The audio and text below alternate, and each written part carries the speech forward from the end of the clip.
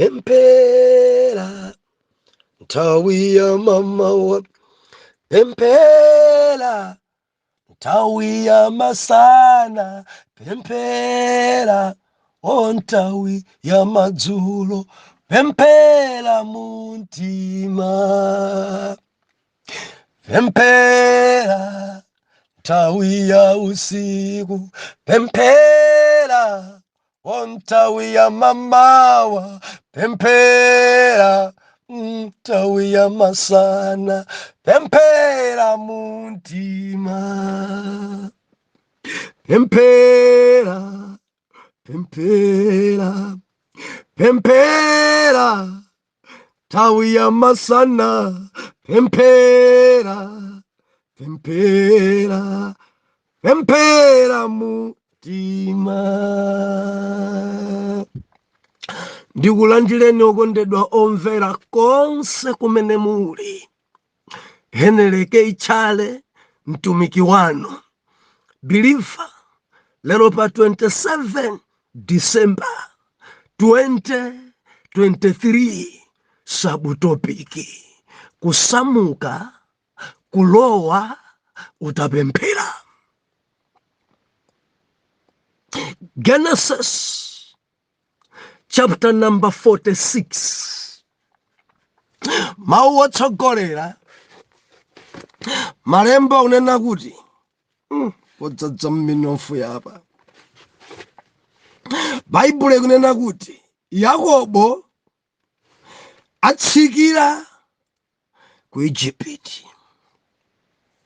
Yakobo ausamuka aupita ku Egypt. Lero tunena kuti mwana Mulungu kusamuka utapemphera kulowa dziko lina utapemphera. It's dzuvuta kwambiri mdziko langa. Tiwerenge limodzi. Verse number 1. Baibulo kunena kuti ndipo Israeli anamuka ulendo wace ndi zonse anali nazo. Pamenepa pamandidalitsa kwambiri. Nafika Beeriseba, napereka nsembe kwa Mulungu wa Isaki ndi atate wake. Ndipo Mulungu ananena kwa Israeli masomphenya a usiku, nati, Yakobo, Yakobo. Nati iye, ndine pano. Ndipo anati, ine ndine Mulungu wa atate wako, usaope. Usaope kunka ku Egypt, pakuti pamenepo ndidzakusandutsa iwe mtundu waukulu. Ine ndidzatsikira pamodzi ndi iwe ku Egypt, ndipo ine ndidzakubwezeranso ndithu. Ndipo Josefe adzayika dzanja lake pamaso pako. Ndipo Yakobo anachoka ku Beeriseba, ndipo ana aamuna a Israeli ananyamula Yakobo atate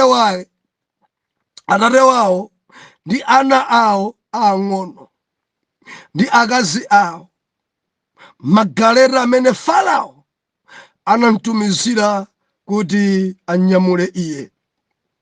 Ndipo anatenga ng'ombe zawo ndi chuma chawo anachipeza m'dziko la Kanaani, nadza ku Igupti, Yakobo ndi mbewu zace zonse pamodzi ndi iye, ana ace aamuna ndi zidzukulu zace zazimuna ndi ana akazi ace ndi zidzukulu zace zazikazi ndi mbewu zake zonse anadza nazo ku Igupti. Ndiwerenge verse number 27. Ndi ana amuna a Joseph amene anambadwira iye ku Igupto ndiwo anthu awiri. Anthu onse ambumba ya Yakobo amene analowa mu Igupto anali 70. Time pamene pabiriva. Haleluya. Dzolo tinali pano timanena kuti chozizwa pakuchita mawu. Dzololi tinaomba mkora mu lesson lija mente khadi ukambirana yokhudzana ndi mfumu ya mafumu.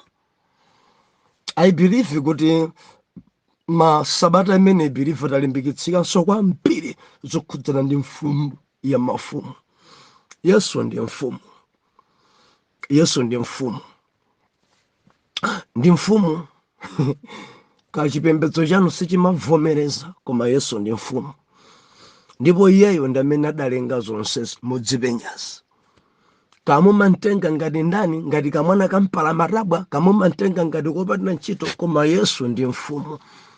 Ngati simukumvomereza Yesu, ndiye kuti wamparadizo tidabwe nayo. Chifukwa Bible nakuti kwa ense okhulupirira iye sadzatayika. Yesu ndiye mfumu. Ndi dzuloli timanena kuti chozizwa pakuchita mawu. Vinyo anatha pa ukwati. Anthu ankadandaula. Maria adapita kwa Ambuye Yesu. Pa ukwati pano vinyo atha. Amandidalitsa kwa mpiri mzimayi uyu. Adaitenga vuto kupititsa malo oyenerera. Amadziwa Maria ngakhale adachoka m'mimba mwanga adangodzalamo ndi Mulungu uyu. Ndi adamuza vuto ya pamalo. Dziko langa ngati zinthu zavuta kwambiri timarenga mavuto athu tauza anthu amene alibe thandizo. Zotsatira zake atipepukisa. Nkhani yathu ija yamveka dziko lonse tidauza anthu osalongosoka. Maria adaitenga vuto ya paukwati adapita nayo kwa munthu woyenerera. Kamuza Yesu, paukwati pano palibepo vinyo, paukwati pano pali vuto, paukwati pano pali chosowa. Yesu adalandira message kwa mayi ake adauza kuti mkazi, nthawi yanga sidakwane. Wafulumira kwa mpiri ndikirire. Maria uja sanakhumudwe adapita kauza anyamata pa ukwati amene nkatumikira pa ukwati akomita pa ukwati akunena kuti kodi mwaona alendo pa mudzi pano abwera pa ukwati pano. Anyamata ajati Yesu tapenya ndi akuwalozera. Uyu akhalapoyo akakuwuzani mawu chitani. Chitani. Ekhauja akanena chitani. Siyanawo awandevuza mbiriwo iyayi. Sidukamba za mkulu uja kuoneka kwa mimba jo iyayi amene ndikamba maona tsatsa bwino nyamareno atikutekwa mayi tikuona amene uja ekha akangoyimirira angakuzanika anthu chitani. Ndedi manena dzulo chozizwa pakuchita mawu. Yesu nthawi itakwana adayimirira. Ndikwapeza nyamata omwe aja amene Maria adakonzekeresa kale. Bible inena kuti adauza nyamata inu tungani madzi mudzadze mbiyamo. Anyamata aja adatengadi madzi nkudzadza mbiyamo. Yesu adangolamulira pitani mukampase mkulu wa ukwati. Atamwa mkulu wa ukwati adati ndakhala mu ukwati ambiri koma mu ukwati uno masunga vinyo okoma ekhaekha chifukwa zina zimafika powawa, zimafika pena pake posasa, zimafika ponunkha, koma ukwati uno vinyo wake okoma ekhaekha. Madzi amene Yesu adasandutsa khale vinyo. Chozizwa chidachitika nyamata aja adachita zimene Yesu adanena. Adauza madzi muyike mu mbiya, adatenga madzi omwe kuyika mbiya. Ndedzero timati ena afe tazunguza. Yesu anena madzi tidayika mu miyala, kuponya miyala tidaswa. Mbiya zasweka. Dziko langa anthu ali ndi mbiya zosweka, mbiya zowukha, mbiya zimene madzi sakukhalamo sadaziswa. Banja lanu libirife sweka madzi. Yesu anena kuti muyike madzi kuti amuna anu alongosoke. Nokha mudapita katenga dzimiyala mudadyesa khwakhwa. zotsatira zake chimamuna chabwera chibantu mwaswambia akazanwa kusoeka madzi amene ali mzimu woyera kuti chozizwa chichitika longosoke akhale bwino. Koma mudatenga miyala nkuyika pa akazanu mudaswambia. Lero mkazi wanu ndi chibandu chokhala ngati sadziwa Mulungu, ngati mayi woyendayenda, simukugwirizana, mudayika zosanena kuyika mbiya. Dziko lingati avuta limene anthu akuyika zosanena kuyika. Yesu sadanene kuti muyike zimenezo koma amba kudziyika. Dziudabwitsa zimene mwayikazo akuwuzani ni ndani kuti mudziyike. Mabizinesi alero mukuona anthu ayika miyala, ayika zawo malo moyika madzi chimene Yesu anena mudzipempherera. Anthu ayika zitumwa, ena ali ndi dzinjoka. Bilifara anena patalike pafupike chimbiyachi chidzasweka pha mwala mwayikawo. Chozizwa pauchitama ndeti nali ndi funso dzolo. Mkana wa Galileya chimene chidathako ndi vinyo, pamoyo wanu chatha ndi chani? Mudandaulanji? Misozi ili patsaya chatha ndi chani? Anthu akudandaulanji? Akazanu amadandaula chani? Pabanja lanu ananu akudandaula chani? Chimene chatha ndi chani? Biliva mfumu ya mafumu Yesu amachulukitsa mabwezeresa zimene zatha pamoyo, zimene zatha pa utumiki. Mtumiki nzanga wina kunivomereza busa zina zake zatha. Mavumbulutso ni masomphenya ja atha. Maloro abwino amene nkalora kale ja atha. Intasasa muli bwanji? Wina ndivomereza nyengo zanga zopemphera zatha. Ninkagwada ine, ninkasala kudya ine, koma pano sidziuchitikanso. Olo kudzuka mpakati pa usiku kupemphera dzukanika zatha. Tamvera, Yesu mwana wa Mulungu wa moyo amabwezeresa zimene zidatha. Udandaulanji? Akakuza kanthu chita. Ufuna chozizwa zibwerere, pemphera. Wina kuti abusa munanga mene ankandikondera, mtendere wathu wa banja dali banja la chitsanzo, koma ndinena pano china chilichonse chokoma cha banja chidatha. Yesu amabwezeresa zimene zatha. Wina yatha ndi ntchito yake, amchokosha ndi Khisimusi ndi dzuwayi, basi choka pano misozi ili patsaya. Wina nina pano banja latha. Wina banja latha amuna acharenga wina. Arenga wina. Oh haleluya. Anali college apeza mkazi na college kumweko. Wina chita kusamuka ni mamuna yansira nyumba. Khala pano ndi anako andapita. Kopita korapita kwa mkazi wina. Apita mamuna. Banja latha. Chozizwa chitamawo. Chitamawo chako chidzakhala chako. Chitamawo Yesu abwezeresa chimene chathacho. Chitamawo ndipo chozizwa chimene chidzachitikecho. Adzakhala vinyo okoma kuposa oyamba. Idzakhala banja lokoma kuposa poyamba. Idzakhala ntchito yokoma, ofesi yokoma kuposa poyamba.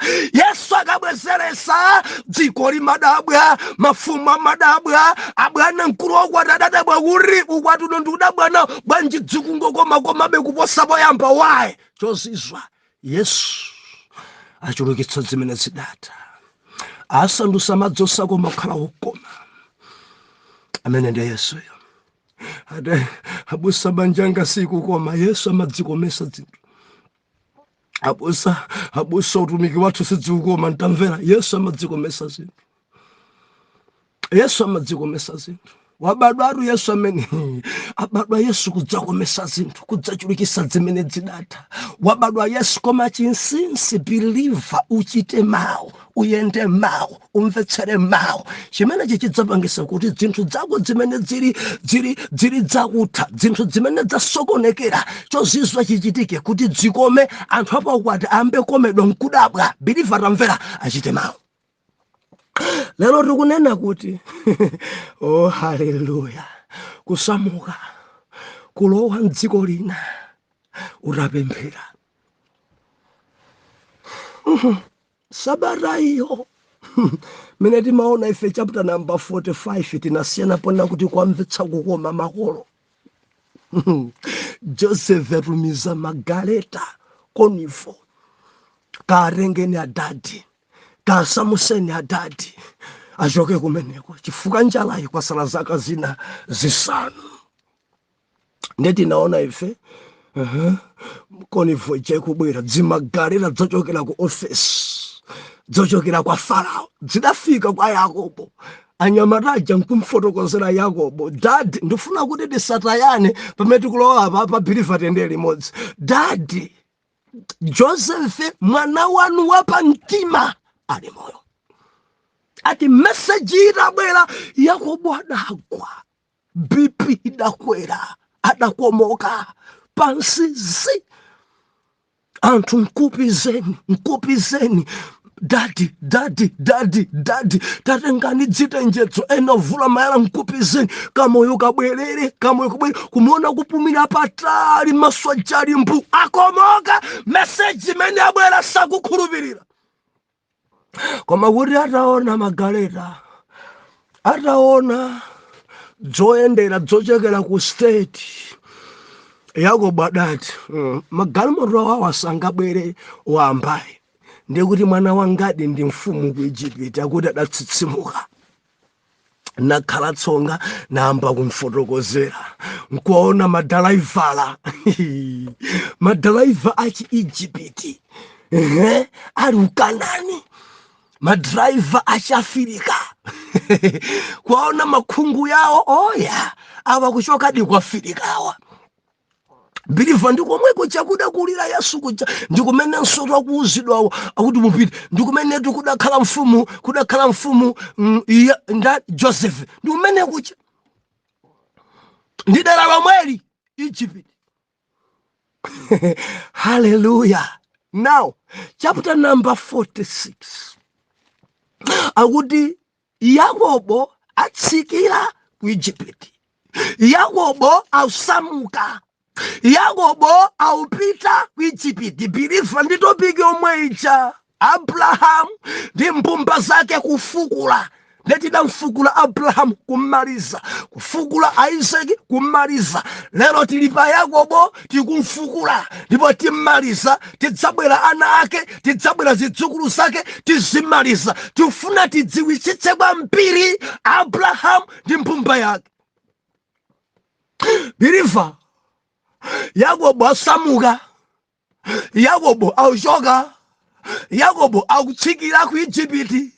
Chimene chikundisangalatsa Biliva unena kuti asadanyamuke magalimoto alipompo, asadanyamuke madalaiva achi Egypt alipompo, madalaya wadanyamuka kupita kapereka nsembe, adanyamuka analawirira napita mpereseba.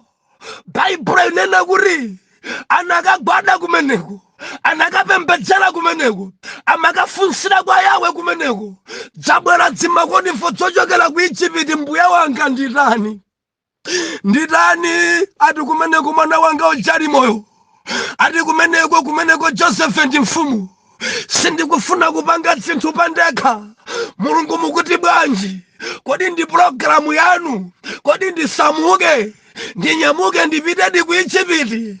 Mulungu tanenani, nsembe atapereka, maondo atapinda, aupembedzera. Yakobo aupembedzera, safuna kunyamuka pa yekha popanda chitsimikizo cha Yawe, safuna kupita yekha popanda kutsimikiza kwa Mulungu. Yakobo ali pa maondo, Yakobo akupembedzera, Yakobo akufunsira kwa Yawe. Kusamuka utapemphera.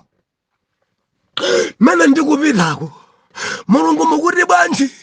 Ndikakhale bwanji kumeneko? Muli ncholinga chanji kumeneko?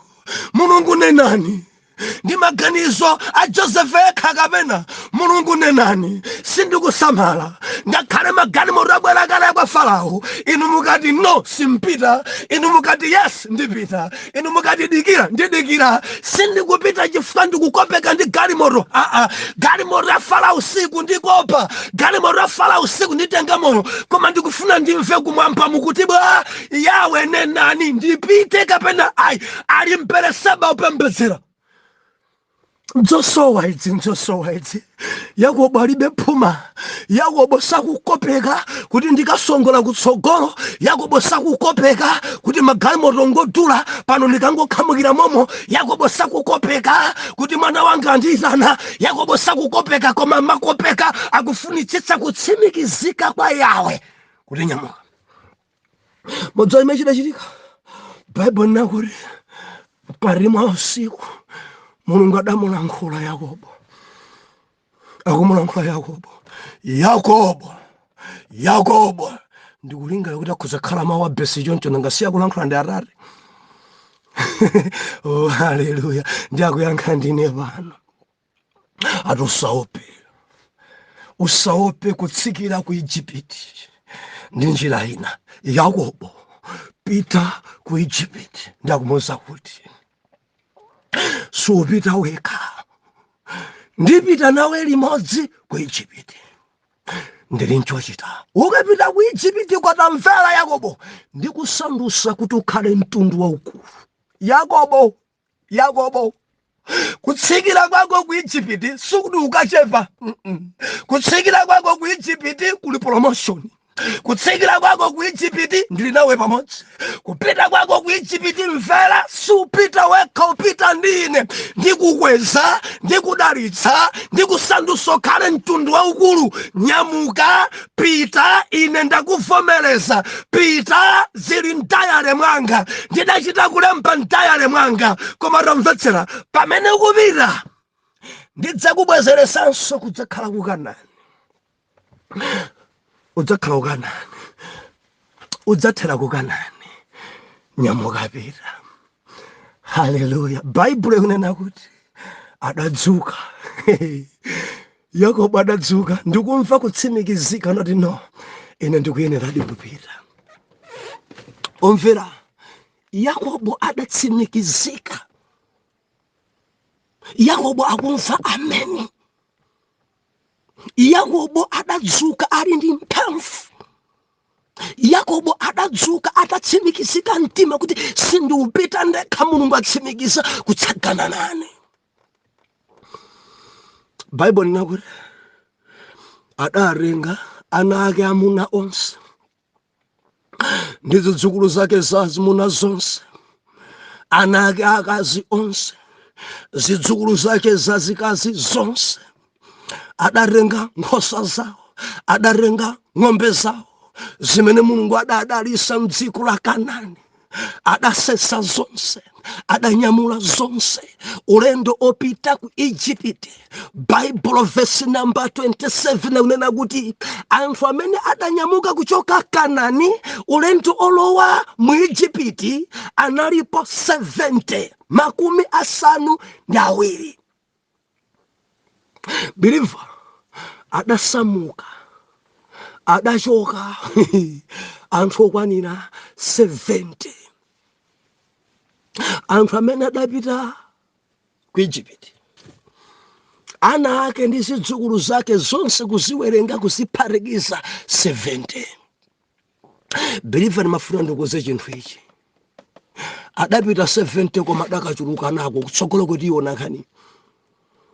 Kuti kunti omwe aja amene adadzatuluka kuti akubwerera ku Israeli ndi amene wa ndi omwe wawa kudadzachitika zinthu nakhala akapolo atamwalira Farao wabwino. Maina ati pamakhala wina wabwino, pamakhala wina woyipa. Maina fandi dzina la chifumu. Akachoka uyu obwerayo Farao, akachoka uyu obwerayo Farao, akachoka uyu obwerayo Farao. Olo kwanu kujatiye uja dzina makhala omweja, koma amene alipo pano samene mwini dzina amakhala fakale kale. Mundimva kani mapala maunti kani dzina imene imatchuka imakhala ya chifumu. Ndi ma president okhawo oti akabwera mabwera ndi dzina lake. Pajama ngokhala ma temporary, ena 5 years, ena 5 years sizimatha, ena makhalapo 2 years, ena makhalapo 10 years. Ndekuti apitiriza dzina manguti basi dzina lake ichukeko pang'ono. Oh haleluya. Koma ufumu wokhazikika amagwirisa ntchito dzina lomwelo. Believer, kwenda limodzi kale.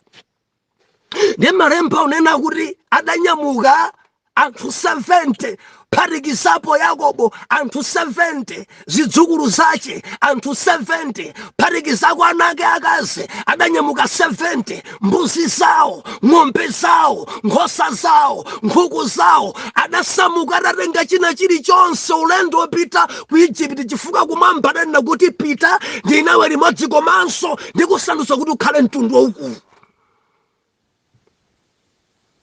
Birifa ukamasamuka kusiya zinthu zina mbuyo kumene kupitako sumakhazikikako ende mtima wako umakhala mbuyo kulingereza mbuyo.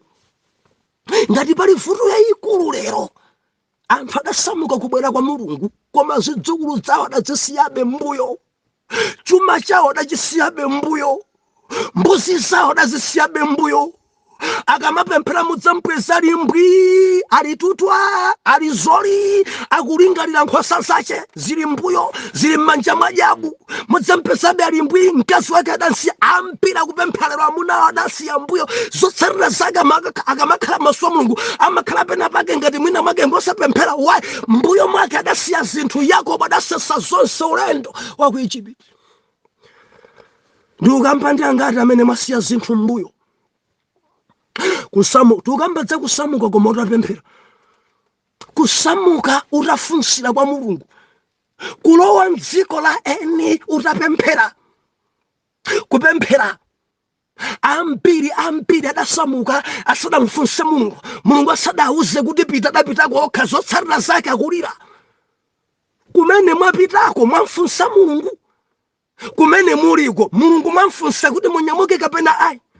Yakobo akupemphera kuti Mulungu mukuti bwa galimoto siku ndikopa mukuti bwa chuma chakumeneko siku ndikopa mukuti bwa kakuli chakudya chochuluka kwa zaka 5 koma chitsogozo chanu plani yanu yawe njotani kuti kwazimayi yampida kuli adalowa mbanja sinafunsira kwa Mulungu. Mudalowa kumeneko dziwenda ati amuna amene akundifunsira ndi alenja akumabwera pa lenja ati ndi msilikali ati ndi accountant tamvera zisakukope zimaudindo za mamunayo koma ufunsire kwa Mulungu kuti Ambuye ndilowe uku kapena ayi. Anthu ambiri amene amapanga chidwi ndi makonivu pano aulira. Anthu ambiri anapanga chidwi ndi maonekedwe a zinthu pano uvutika. Ndimafuna ndilize khale biriva udzimvetsera kwa Mulungu, udzipemphera usadasamuke, udzipemphera usadalowe kumeneko, usadadziphatikise ndi agamawo, usadadziphatikise ndi aphiriwo, usadamtenge mkazi amene upemphera kaye kuti Mulungu akuti bwanji ndi mkazi wakodi kapena ayi. Ni mkazi wakodi. Anthu ali ndi changu, anthu ali ndi changu kwambiri ati ndachedwesa ufuna nchedwesa achebwera njepo bwera. Yakobo akuti madriver khalani pano ndikupezani ndikupita mpereseba ndikapinde maondo khalani pano kama hiya adali mmanja ena nkuteka damba kale kuyendesa galimoto pipi pipi Yakobo akuti sindikugwedezeka khalani muli pompo ndikupita kaya ndikapemphe. Kufika kuja baba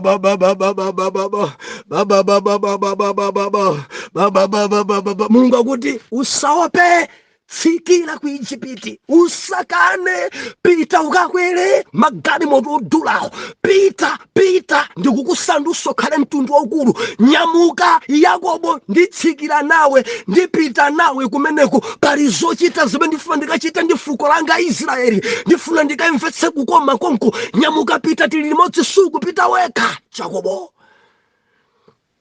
mumapemphera inu ndikufunsa ndinu mumapemphera. Nyamuka ulendo osapemphera kusamuka osapemphera ena zinkakuyenderani muli kwanu kuja konko dziwenda mudapita kumeneko mudapemphera mudangomva basi ujezi kwayendera basi mudayamba nawo kuyamba business mudapemphera. Anzanu adatsimikiza kuti tayambani yazovala atayamba yazovala pano zikwayendera. Ena adazona auyo uyambe ansomba wina adazona ayansomba koma iwe yamba iyi pano yachinangwa ikuyenda ya gorosale. Kodi mudayamba business zimeneyo mudamvetsera mudapemphera kodi dziuyenda. mudamva pakamwa pa Yawe kuti pitiliza mwana wanga ndili nawe. Ndiyangati amene amamva zinthu okha opanda kufunsira Mulungu. Muli pa mtendere konko. Langizo langa likhale ngati Jacobo. Bwana Yakobo akundidalitsa ine. Auyamba opemphera akufunsira kwa Mulungu. Ndisadalawe mu Igupti ndifunsira kwa Mulungu. Ndisadapite kumeneko Mulungu akuti bwanji zimene zinzosowa ndili langizo ndili mchenjezo believer tili masiku akumapeto zikuoneka dzina ngati mpesa simpesa. Mvetsera, pemphera kwa Mulungu, funsira kwa Mulungu usadasamuke. Mundimva kaya? Mukamati lukakhala blantaya mufunsira kaye kwa Mulungu. Chifukwa ngati simusamala ku blantayako mukakulukutikako. Mukamati ndikulowa kunja mupemphere kaye. Chifukwa kunjako mukalirako ngati Mulungu simutsagana naye. Mukamati ndikupita kakhala kumudzi mupemphere kaye. Chifukwa kumudziko zodi mukazikhweza ngati simupemphera. Mukamati ndikuyamba business iyi mupemphere kaye. Ndicho linga chakuti Mulungu mumve ngati alipo. Mukamati ndikuyamba kulima mupemphere kaye. Mumve ngati Yawe agwesa mvula chaka chimenecho. Koma mukayamba zinthu opanda kupemphera ndi zambiri akulira. Ambiri akulira.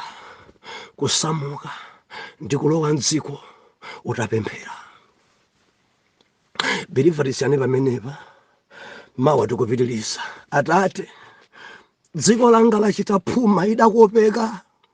Ndikonivo kukopeka ndi dzina loti America, kukopeka ndi UK, kukopeka ndi South Africa, kukopeka ndi Mozambique, adakopeka ndi Blantyre, adakopeka ndi Lilongwe, adakopeka ndi Mzuzu, adakopeka ndi kumudzi. Adangochita zinthu opanda kufunsira kwa inu. Ambiri akulira. Tipaseni ife mtima osamuka ndikupemphera. Kusamuka titapemphera. Kumvetsera kwa inu timuke kapena ayi. Zikomo mutithandiza Mulungu kuti tichita izi motsogozedwa ndi Mzimu wanu. Mwa Yesu wa ku Nazareti ambuye tapemphera. Amen and amen.